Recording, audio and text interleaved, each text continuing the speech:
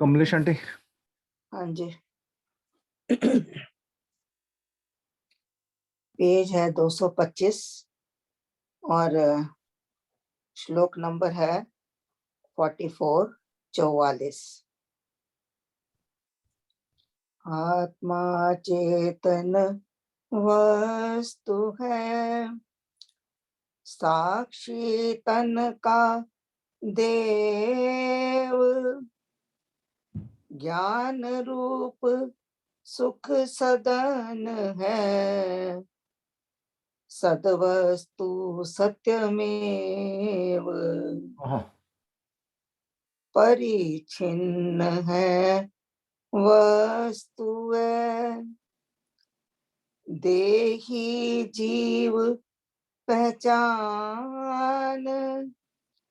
अगम्य अगोचर है वे, इंद्रिय गण से मान।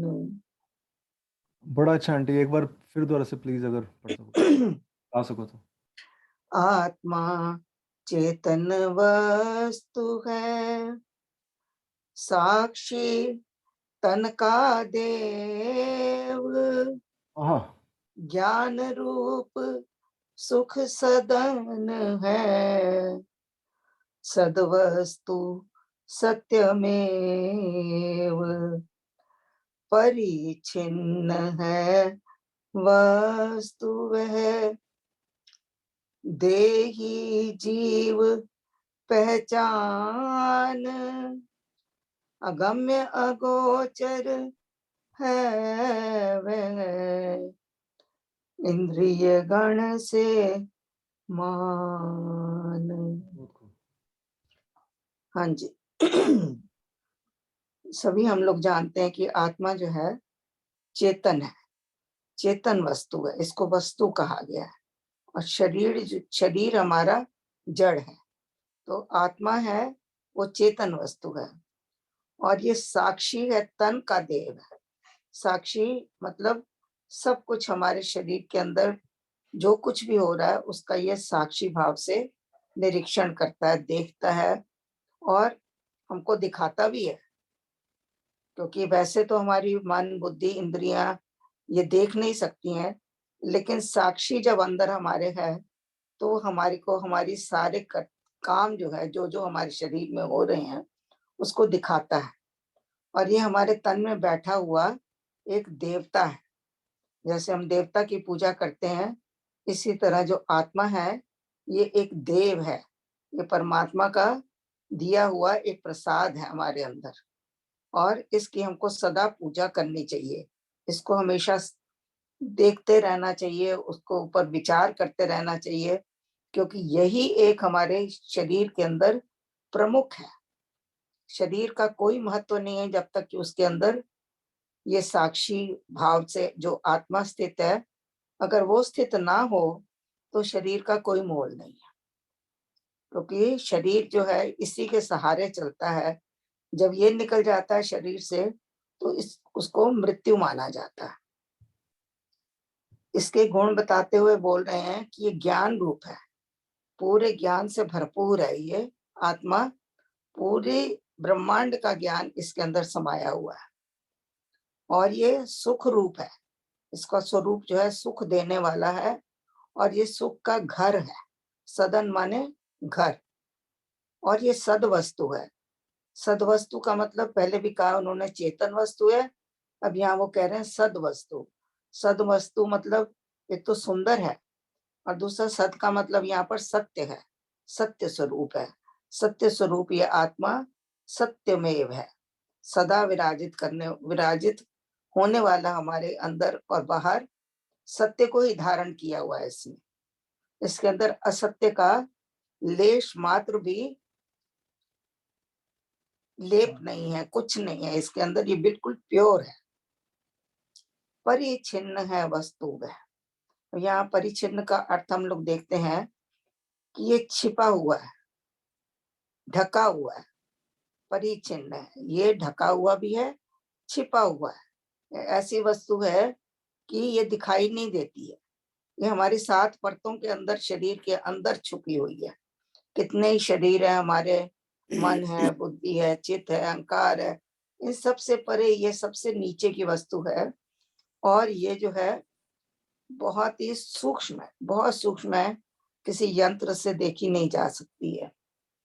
और ये देही है। देही का मतलब होता है कि जो देह में रहने वाला है उसको देही कहते हैं। तो हमारा जीव जो है, शरीर जो है, 2 चीजों से मिलकर बना है, एक शरीर से और एक आत्मा से। तो जो शरीर है उसको देह कहते हैं, और जो शरीर के अंदर रहने वाला है वो देही है। तो देही है ये हमारा, और ये हम इस जीव की ये पहचान है। अगर ये देही हमारे अंदर ना हो तो हमारे शरीर की कोई पहचान नहीं। ना हमारी इंद्रियां काम करे, ना मन, ना बुद्धि, ना चित्त, कुछ भी काम नहीं करेगा। ना ज्ञान इंद्रियां काम करें, ना कर्म इंद्रियां काम करें। तो ये जो है हमारे शरीर के अंदर है, तभी तक हमारे शरीर की ये पहचान है। यदि ये निकल जाए तो शरीर मृत है, अगम्य है, कहीं जाता आता नहीं है, एक जगह स्थिर है हमारे अंदर, अगोचर है, दिखाई भी नहीं देता है वो। इंद्रिय गण से मान, इंद्रियों से जानने का ये विषय नहीं है। ये अगम्य है, अगोचर है, और परे से परे, परे से परे है, किसी इंद्रिय से। इंद्रिय का मतलब इंद्रिय गण, खाली एक इंद्रिय नहीं, इंद्रियां 5 ज्ञान इंद्रियां हैं, 5 हमारी कर्म इंद्रियां हैं। गण का मतलब समूह, जो सारी इंद्रियों का समूह है, किसी भी समूह। ना ये स्पर्श से जाना जाएगा, ना ये आपके आंख से देखा जाता है, ना कान से सुना जाता है, ना सूंघा जा सकता है। तो जितनी भी इंद्रियां हैं, कर्म इंद्रियां और हमारी जो ज्ञान इंद्रियां हैं, उस पूरे समूह से ये पार है। इसको कोई उसका पार नहीं पा सकता। जैसे कि संतों ने भी कहा है कि इसका पार पाना बहुत ही कठिन है। तो इसलिए कई लोग कहते हैं आत्मा को जानो और परमात्मा, आत्मा को जानो और परमात्मा को मानो। क्योंकि आत्मा को तो हमने जानना है, लेकिन अगर उसको तो हमारा जानना हमारा कर्तव्य है, शरीर में रहता है, हमको जानना है कि ये क्या है। लेकिन परमात्मा को हमको जानना नहीं है, क्योंकि परमात्मा इतना विशाल है, इतना अनंत है कि उसका पार नहीं पाया जा सकता। इसलिए उसको हमको मानना पड़ेगा। परमात्मा को मानो और आत्मा को जानो। हाँ जी, Cool. धन्यवाद। Anyone else wanted to add something? Shri Maharaj जी के word he, choice of the word इतनी अच्छी थी, बहुत इतने ऐसे से वर्ड ऐसे महाराज जी ने इसमें लगाए हैं। और ऐसा लग रहा है कि जैसे ऐसा लगता है, लग क्या रहा है कि महाराज जी थे वैसे ही, कि उनको अंदर तक ज्ञान था और वो बाहर उन्होंने उमड़ उमड़ के आया और उन्होंने शब्दों के रूप में लिख दिया। जबकि शब्दों के अंदर लिमिटेशन है, पर फिर भी पता चलता है कि कितना महाराज जी के अंदर से ऐसा सा उनके जो अ, व्यक्तित्व था, या ऐसा सा उनको अनुभव थे, वो उमड़ उमड़ के आए और उन्होंने शब्दार्थ में लिख दिए। ओके, सो रजनी जी, आप 46 एंड 47 प्लीज। ओके। जय राम हरे, जय राम हरे, भव भय भंजन भगवान हरे। जय राम हरे, जय राम हरे, भव भय भंजन भगवान हरे। जय राम हरे, जय राम हरे, भव भय भंजन भगवान हरे। उसकी लीला देह में है नाना प्रकार, कर्म वासना बंध से उसमें दिखे विकार। सुख दुख नाना भांति के कहे विषय संयोग, विषय इंद्रिय मेल से उपजे सुख दुख भोग, जय राम जय जय राम। ये कमलेश आंटी। आगे पढ़। हाँ जी। उसकी लीला देह में है नाना प्रकार। ये जो हमारे शरीर में जितने भी कर्म कलाप हो रहे हैं, जो भी कुछ हमारा शरीर कर रहा है, वो सब आत्मा की वजह से, इसकी वजह से ही हम तरह तरह के नाना प्रकार के भिन्न भिन्न प्रकार के काम करते हैं। ये आत्मा की लीला है। अगर आत्मा ये लीला ना करे तो हम देख नहीं सकते, सुन नहीं सकते, सूंघ नहीं सकते, स्पर्श नहीं कर सकते। ये सारी चीजें जो हैं हमारे अंदर जो हो रही हैं, जो हमारी इंद्रियां अपना अपना काम कर रही हैं, जो मन हमारा सोच रहा है, जो बुद्धि हमारी निर्णय कर रही है, ये सब आत्मा के तरह तरह के नाना प्रकार के ये उसकी लीला है। और तरह तरह के वो जो काम है वो करवाती है हमारे से। यदि आत्मा अंदर ना हो तो हमारा शरीर ऐसे मृत पड़ा रहे और कोई भी काम कर ना सके। तो ये कर्म वासना बंध से उसमें दिखे विकार। ये आत्मा हमारी बड़ी पवित्र है। इसमें लेश मात्र भी रत्ती भर भी इसके अंदर कोई विकार नहीं है, बिल्कुल विकार नहीं। लेकिन विकार दिखते हैं।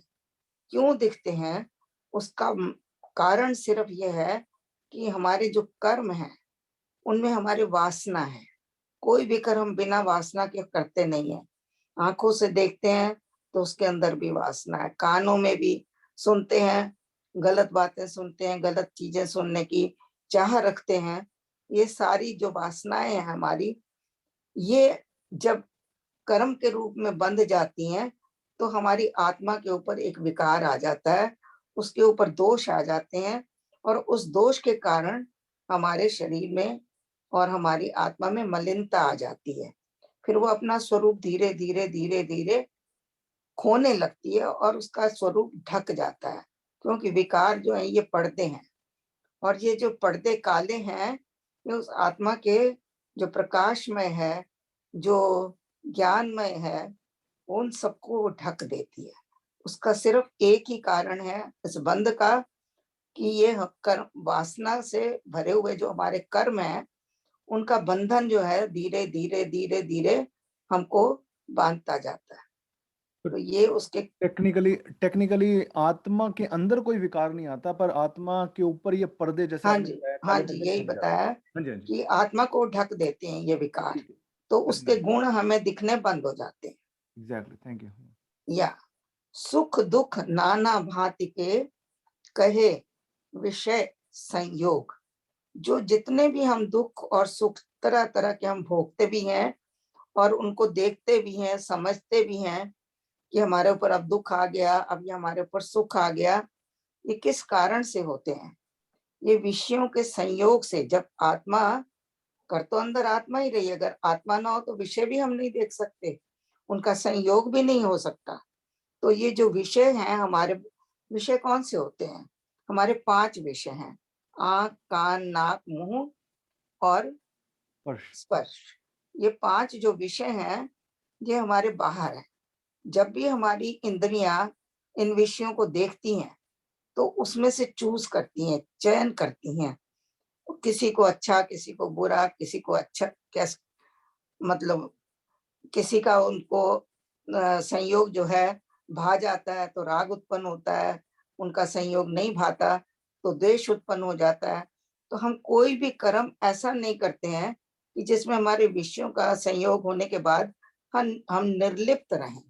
यदि हम उसके ऊपर कोई रिएक्शन ना करें उस विषय के ऊपर, जैसे कि हमने पिछली बार भी बात करी थी कि ये जो हमारे चित्त में जो ये सारे विकार भी हो जाते हैं, इकट्ठे हो जाते हैं, उसका कारण सिर्फ यह है कि हमारा मन जो है किसी भी चीज को देखता है बिना रिएक्ट किए रहता ही नहीं।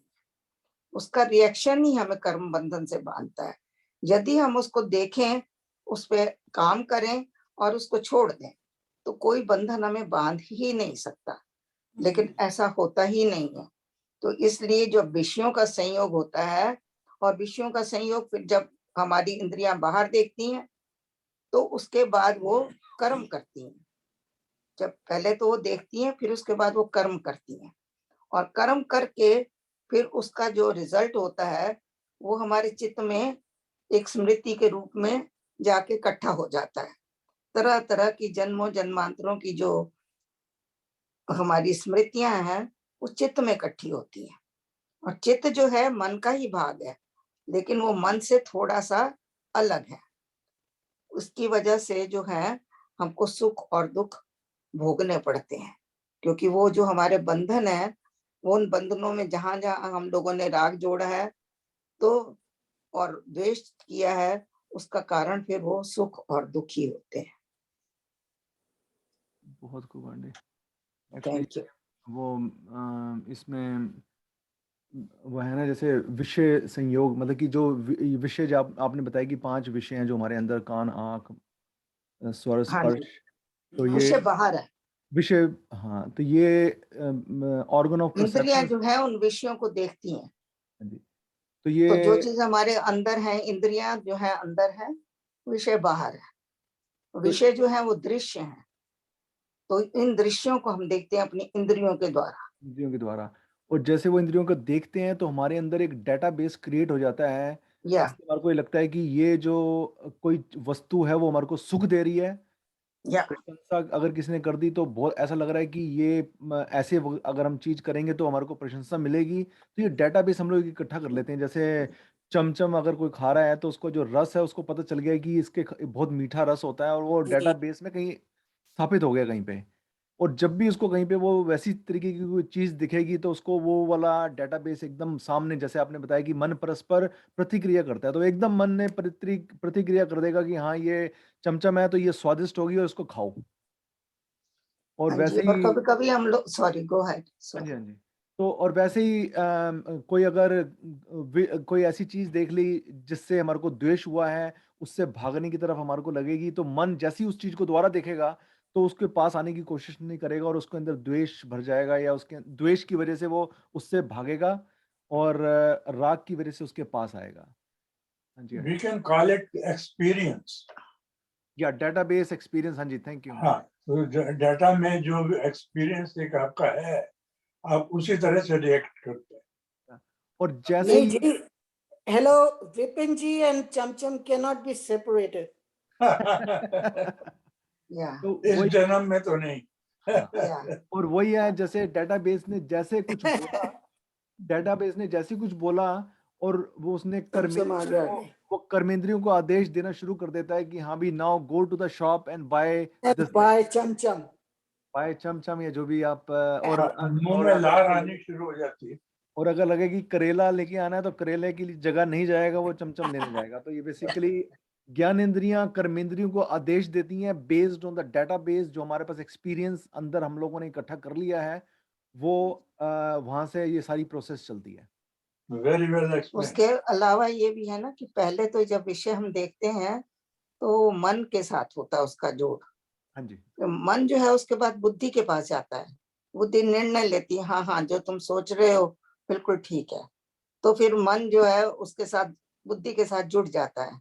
बुद्धि का भी जब सहयोग हो जाता है तब वो अपनी जो आपकी कर्म इंद्रियां हैं उनको संदेश देते हैं कि हाँ हमने डिसाइड कर लिया, अब तुम कर्म करो। तो वो फिर कर्म करती हैं।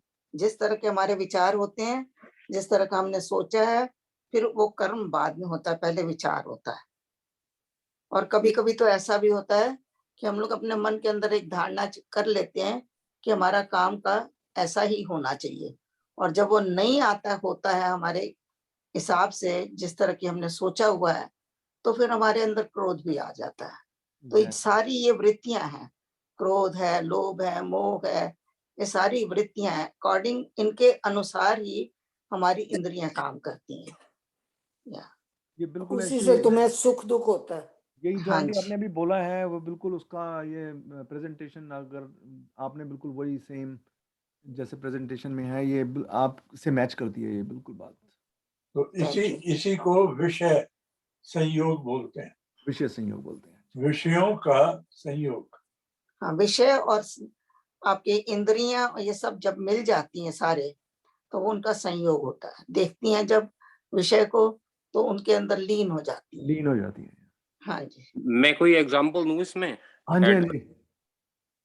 इस लाइन का जो मतलब है, कर्म वासना बंद से उसमें दिखे विकार। मतलब ये है कि वो कर्म जो करने हैं नेचुरल तरीके से, without getting involve, without any attachment, वो तो है ठीक, आत्म भाव से आ रहे हैं। But when we get involve in this, the whole show is destroyed. मैं एक इसका एग्जांपल देता हूँ। जैसे सिनेमा की शूटिंग होती है तो एक्टर्स को अलग अलग रोल दिए जाते हैं, ABCD, और उनको कहा जाता है कि ये स्क्रिप्ट है, इसके मुताबिक चले, या लाइव शो में। अब एक जगह रामलीला हो रही थी दशहरा के दिनों में, तो जनक का रोल था एक सीनियर सिटीजन के पास, जो पुराना था, मैच्योर्ड आदमी था। सीता को रोल एक गुड लुकिंग लेडी को दिया, और रावण जो था छटा हुआ बदमाश वहां का, वो था ही कुकर्मी कपटी, उसको रावण का रोल दिया, ये सोच के कि बड़ा अच्छा रोल निभाएगा जैसे जैसे है।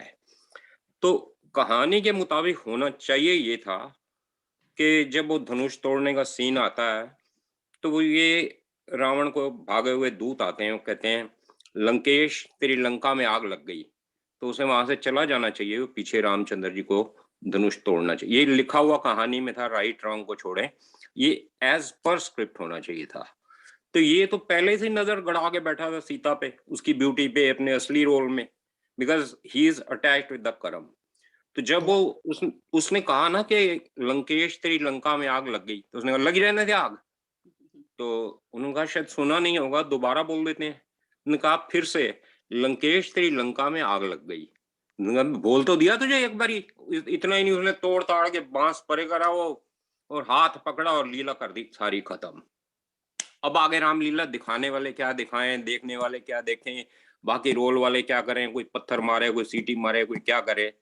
तो होल शो वाज स्पॉइल्ड। और फिर जनक को कहना पड़ा, ये कौन सा दुबो ले आए तुम धनुष तोड़ने का, असली लाओ शंकर जी का, ये तो बांस का बच्चों का खेलने का है। तो उसे पर्दा गिरा के धक्का मुक्की करके दूसरे रावण को लाना पड़ा और खेल आगे चलाना पड़ा।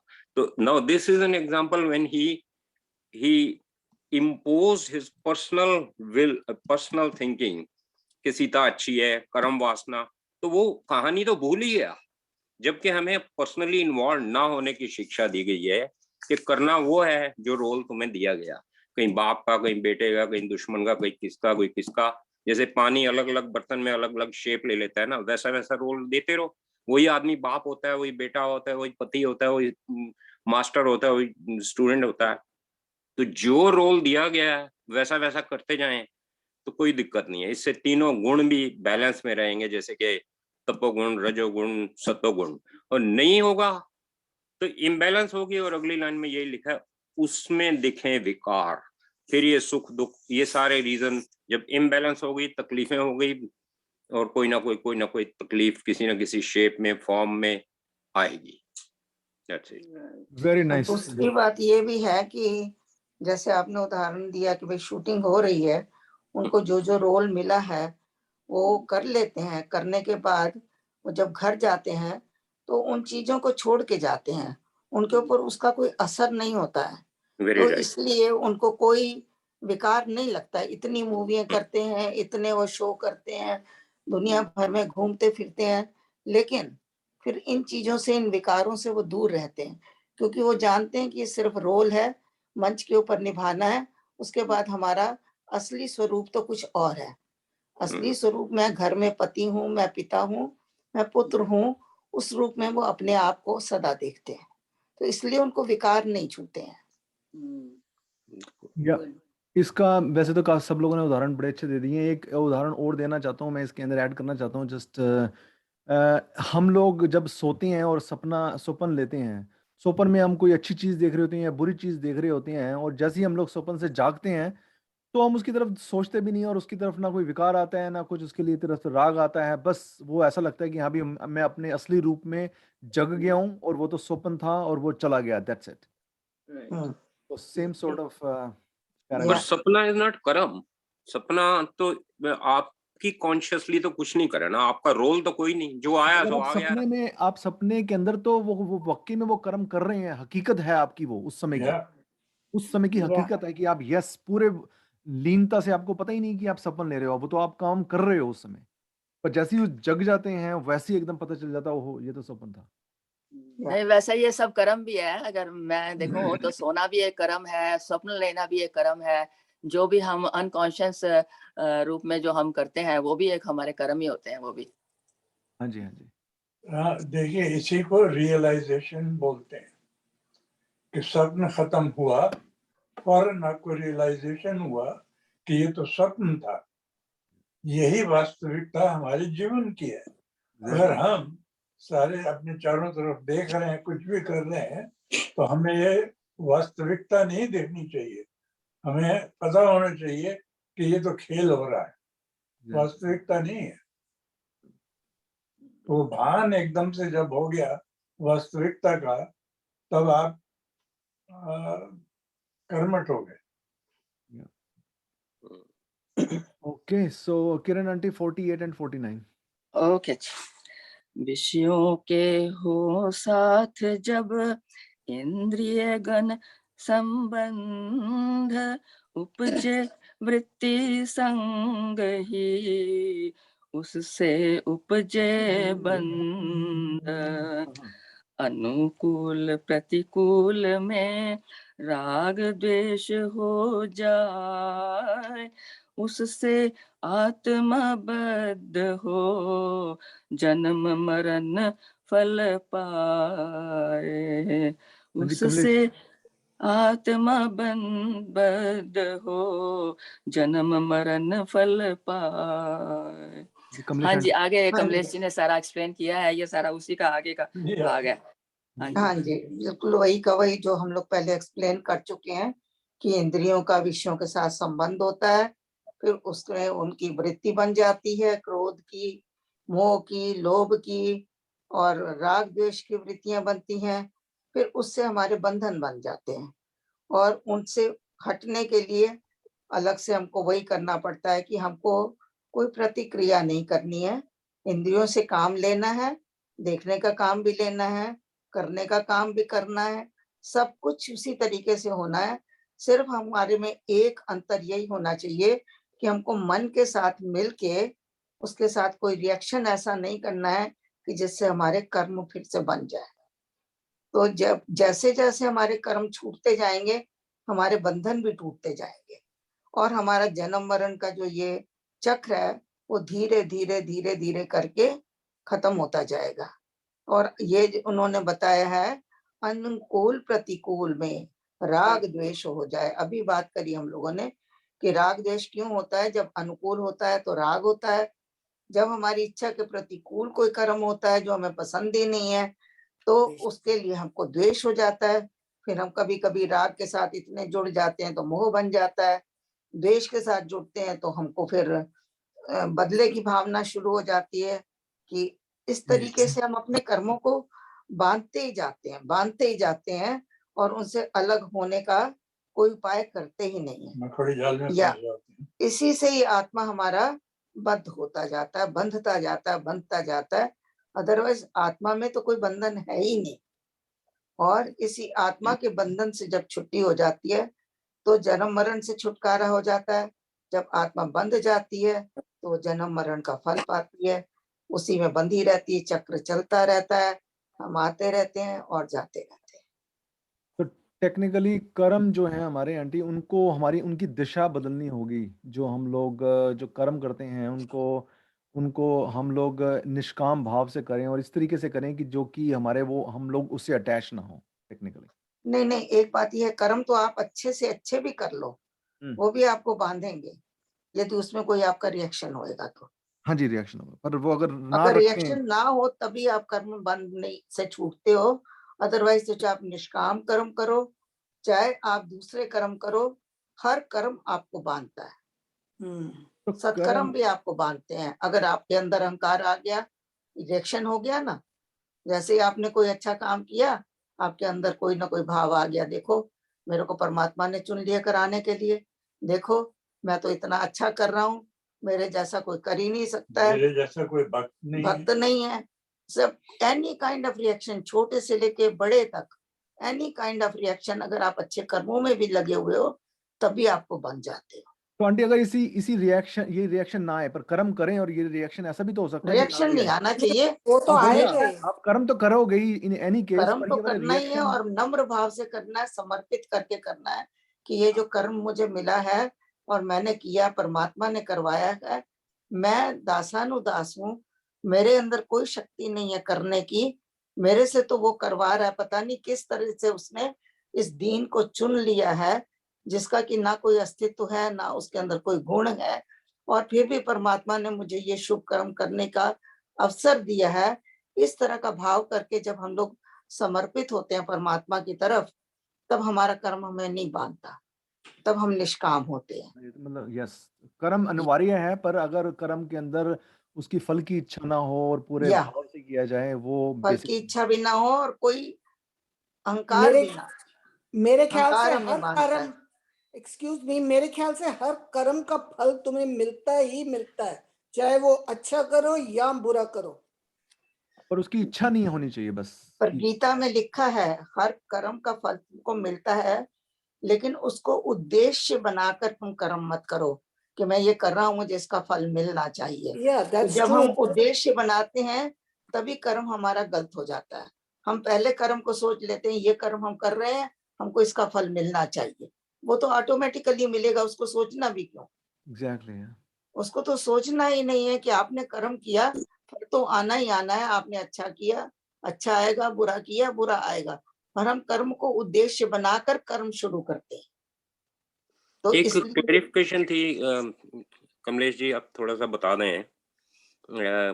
एक तरफ तो हम कहते हैं कि दृष्टा बनो, कर्म ना करो, दूसरी तरफ कहते हैं कर्म करो निष्काम, और कुछ सिचुएशन ऐसी होती हैं जिसमें दृष्टा नहीं बन सकते। कोई पूछे चोपड़ा जी शादी करोगे, तो स्किप तो नहीं कर सकते ना। अब साथ में दो चीज, हाँ शादी करनी चाहिए, लाइफ पार्टनर है, दो पहिए हैं, सब कुछ है, साथ में ये भी आएगा झाड़ू पकड़ा दिया तो भी करना पड़ेगा, तो दोनों चीजें आएंगी। तो अब ये भी नहीं कह सकते नहीं करता, ये भी नहीं कह सकते करता, जो भी करोगे साथ दूसरा रिएक्शन होगा ना। बाई नहीं, प्रोडक्ट है ना ये रिएक्शन सब। होगा, लेकिन वो तो आपको पता है कि कोई भी कर्म ऐसा नहीं है जो दोष से रहित है। हर कर्म के अंदर, जैसे कहते हैं ना, गीता में ही लिखा हुआ है, अग्नि जलती है तो धुआं छुपा ही हुआ है उसके अंदर। आप जब अग्नि जलाओगे, कहो कि मैं धुएं से मुक्त हो जाऊं, वो हो ही नहीं सकता है। तो जब आप कोई भी डिसीजन लेते हो, उसके अंदर आपको दोनों एक्सेप्ट करना पड़ेगा कि इसमें ये भी आएगा तो भी एक्सेप्ट करूंगा, अगर वो आएगा तो वो भी मैं एक्सेप्ट करूंगा। मैं एक चीज को लेके नहीं चल सकता। ये एक सिक्के के दो पहलू हैं, शादी कराना। तो जब आप उस विचार से चलोगे तो जो स्थिति आएगी, जो परिस्थिति आएगी, आप उसको डील करोगे, उसमें आप दोष नहीं ढूंढोगे, क्योंकि आपने पहले ही सोच लिया कि कोई भी चीज ऐसी नहीं है जिसमें सुख ही सुख है, कोई चीज ऐसी नहीं है जिसमें दुख ही दुख है। दोनों चीजें साथ साथ चल रही हैं, दोनों पहिए हैं, सुख भी एक पहिया है, दुख भी एक, ये पैरेलल चलते हैं। तो उस हिसाब को जब आप सोच के कोई भी डिसीजन लेते हो, तो जो परिस्थिति आती है, जैसी आती है, जब आती है, तब उसको आप एक्सेप्ट करते हो, कहते हो परमात्मा तेरी राजी में रजा, मंजूर है और मंजूर है। तो इसे दृष्टा कहेंगे, हाँ जी, इसे समर्पण कहेंगे, समर्पण कहेंगे। इसे समर्पण कहेंगे। टेक्निकली झाड़ू का सुनते ही आप कहोगे नहीं मेरे को शादी नहीं करनी है, तो वो दैट्स तो आप द्वेष नहीं होगा तो बर्तन भी होगा। वो तो सब चीजें साथ आती हैं जी, वो तो सब आती हैं। जो जिंदगी में नहीं की हो वो बाद में भी कई बार करनी पड़ जाती हैं। अपने उदाहरण देखते हैं, जो जिंदगी में कभी काम ऐसे नहीं किए थे अपने घर वालों ने, वो सब अब इस वक्त कर रहे हैं, तो फिर उसका कोई वो थोड़ी है, हिसाब किताब आप रख ही नहीं सकते। By product. सुदेश आंटी आप पढ़ना चाहते हो? पढ़ना तो नहीं चाहती, हाँ जी, पर ये एक बात कहूंगी कि every action has the reaction, हाँ जी, हाँ जी। लेकिन न्यूटन ये रिएक्शन भी उसी का है, या राइट? नहीं, राइट। मेरे पास वो क्लासेस नहीं है, so somebody else can read. That's okay. Kamlesh aunty, back to you हाँ देन। जी 50 and 51, 51 इसको ओके। 50 और 51, हाँ जी, 50 and 51। इनको सहना धीर हो, रखना समता भाव, कभी न डावाडोल हो, है निष्काम स्वभाव, श्रोत्र चक्षु रसना कही, घ्राण त्वचा ही पंच, ज्ञान इंद्रिय जानिए, तन में आत्म मंच। बहुत खूब। हाँ जी, अब वो कह रहे हैं जो ये जन्म, ये आपको सुख दुख अनुकूल प्रतिकूल, एक सेकंड प्लीज, फोन क्या करो। हाँ जी, ये जो हमारे सुख दुख हैं, अनुकूल और प्रतिकूल, राग द्वेष है, ये सब जो है, इन सबको सहना जो है एक धीरता का काम है। एक धीर मनुष्य ही इनको सहन कर सकता है और इसको धैर्य से, धीर हो, इनको सहना धीर हो, धैर्य से, इनको धीरज से सहन करना चाहिए। और इनके अंदर हमको समता भाव रखना चाहिए। समता भाव का मतलब होता है कि सम रहना, बीच में रहना, इनके ऊपर विचार करना, इनको सहन करना। कहते हैं जो इन दुख सुखों को और राग द्वेष को, अनुकूल प्रतिकूल को सहन करता है, वो एक तप करता है, ये बड़ी भारी तपस्या है। अगर आप उसको समता में रहकर कर सकते हैं तब ये परमात्मा इसीलिए आपको देता है कि इनको आप करते करते, इनको सहन करते करते आप इतने मजबूत हो जाएं कि आप हर परिस्थिति का सामना कर सकें। तो कहते हैं और जो मनुष्य इनको सहन करता है उसको धैर्यवान कहा जाता है। इनको सहना धीर हो, रखना समता भाव, कभी न डावाडोल हो, है निष्काम स्वभाव।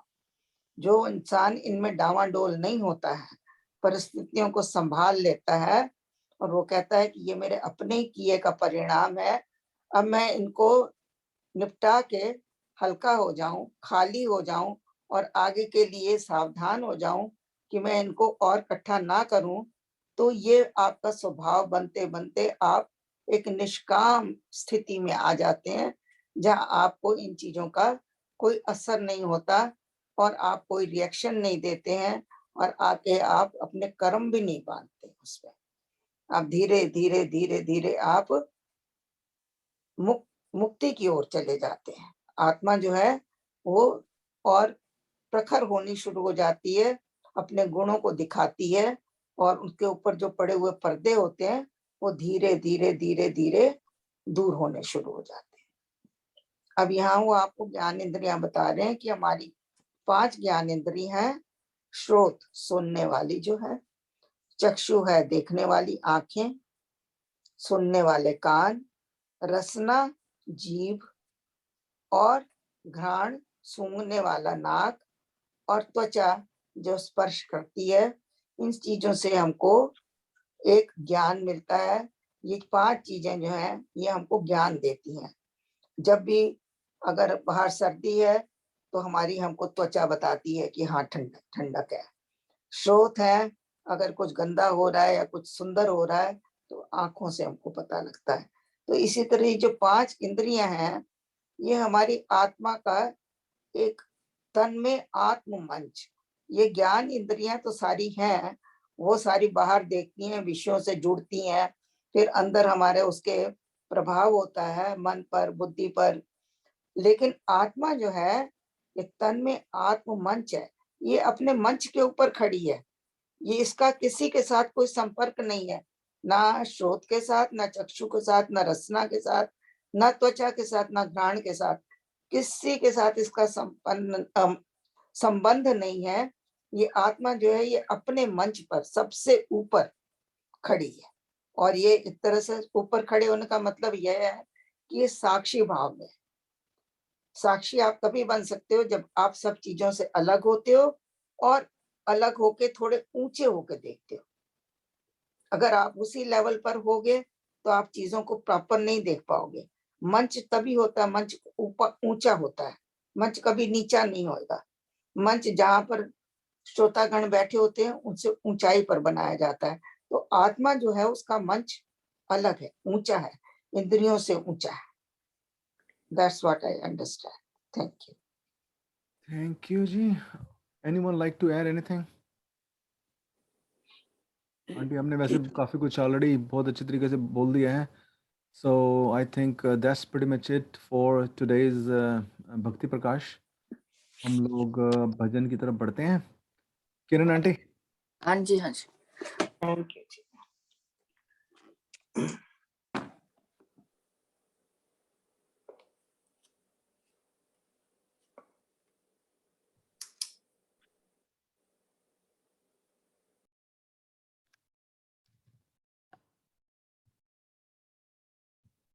किरण आंटी प्लीज अनम्यूट कर लो। सॉरी। मनवा राम नाम तू गाले, मनवा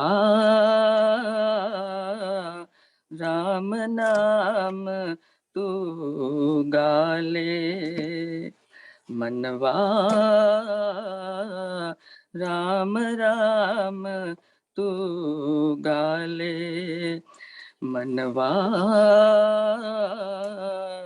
राम राम तू गाले, सुमिरन कर ले सीतापति का, सुमिरन कर ले सीतापति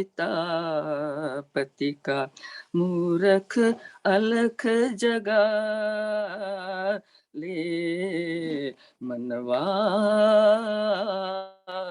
राम नाम तू गाले, क्या जाने तू प्रभु की माया, क्या जाने तू प्रभु की माया, इस पल धूप तो उस पल छाया, इस पल धूप तो उस पल छाया, अवसर ऐसा फिर ना मिलेगा, अवसर ऐसा फिर ना मिलेगा, जीवन सफल बना ले,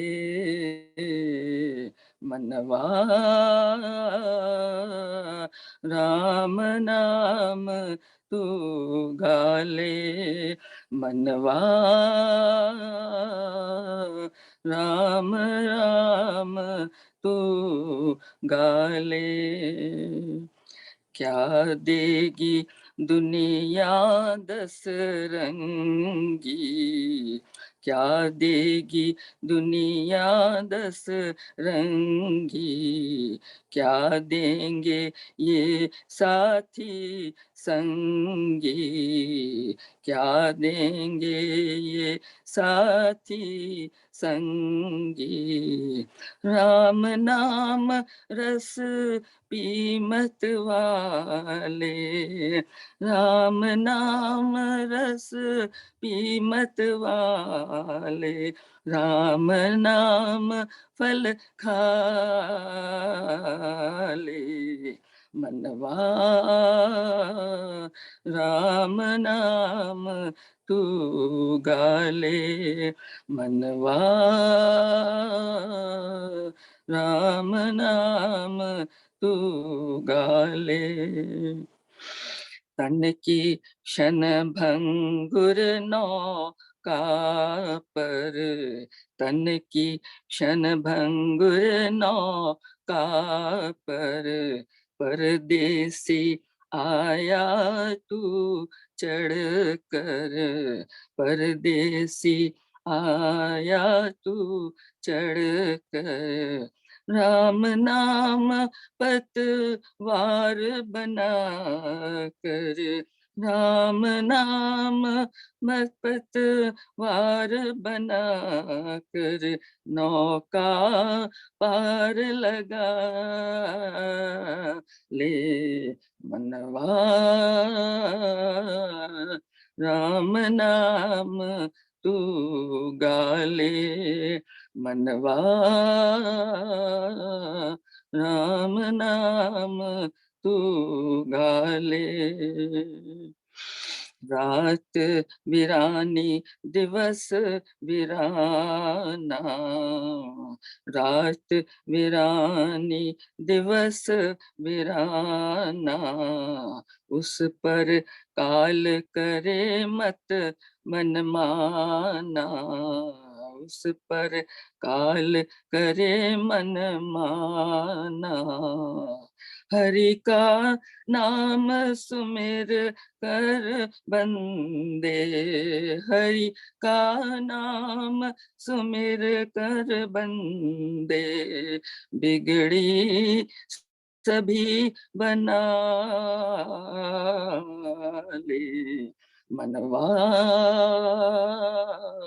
राम नाम तू गाले मनवा, राम नाम तू गाले, सुमिरन कर ले सीतापति का, सुमिरन कर ले सीतापति का, मूरख अलख जगा ले मनवा, राम राम तू गाले मनवा, राम राम तू गाले। जय श्री राम। जी मेरा जी।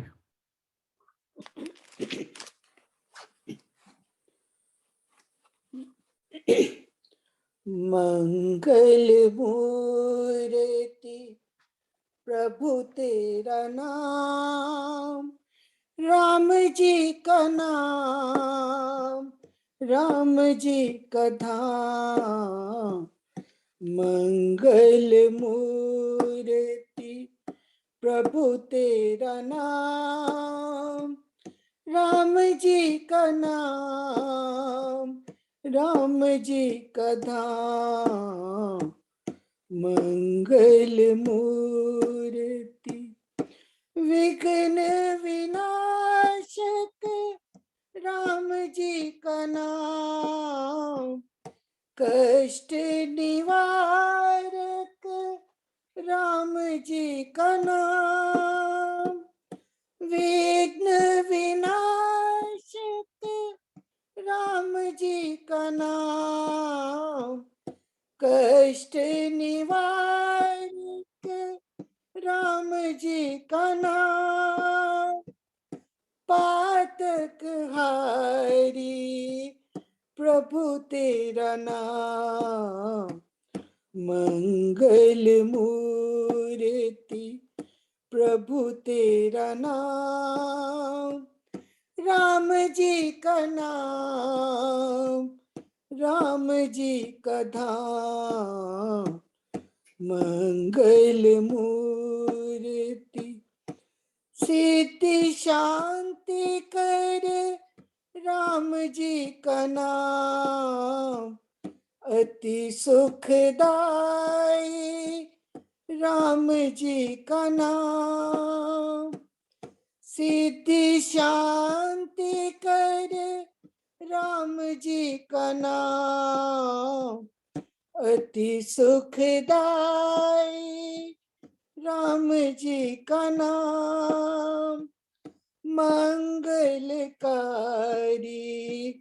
प्रभु तेरा नाम, मंगल मूर्ति प्रभु तेरा नाम, राम जी का नाम, राम जी का धाम, मंगल मूर्ति तारक मंत्र, राम जी का नाम, पतित पावन राम जी का नाम, तारक मंत्र राम जी का नाम, पतित पावन राम जी का नाम, भव भंजन प्रभु तेरा नाम, मंगल मूर्ति प्रभु तेरा नाम, राम जी का नाम, राम जी का धाम, मंगल मूर्ति सबसे अच्छा राम जी का नाम, सबसे प्यारा राम जी का नाम, सबसे अच्छा राम जी का नाम, सबसे प्यारा राम जी का नाम, सबका अपना प्रभु तेरा नाम, मंगल मूर्ति प्रभु तेरा नाम, राम जी का नाम, राम जी का धाम, मंगल मूर्ति हृदय राम नाम से भरिए, संचय राम नाम धन करिए, हृदय राम नाम से भरिए, संचय राम नाम धन करिए, घट में नाम मूर्ति धरिए, पूजा अंतर मुख हो करिए, मंगल मूर्ति प्रभु तेरा नाम, राम जी का नाम, राम जी का धाम, मंगल मूर्ति प्रभु तेरा नाम, राम जी का नाम, राम जी का धाम, मंगल मूर्ति। जय श्री राम। सर्वशक्ति मते सर्वशक्ति मते परमात्मने श्री रामाय नमः, सर्वशक्ति मते परमात्मने श्री रामाय नमः, सर्वशक्ति मते परमात्मने श्री रामाय नमः, सर्वशक्ति मते परमात्मने श्री रामाय नमः, सर्वशक्ति मते परमात्मने श्री रामाय नमः, सर्वशक्ति मते परमात्मने श्री रामाय नमः, सर्वशक्ति मते परमात्मने श्री रामाय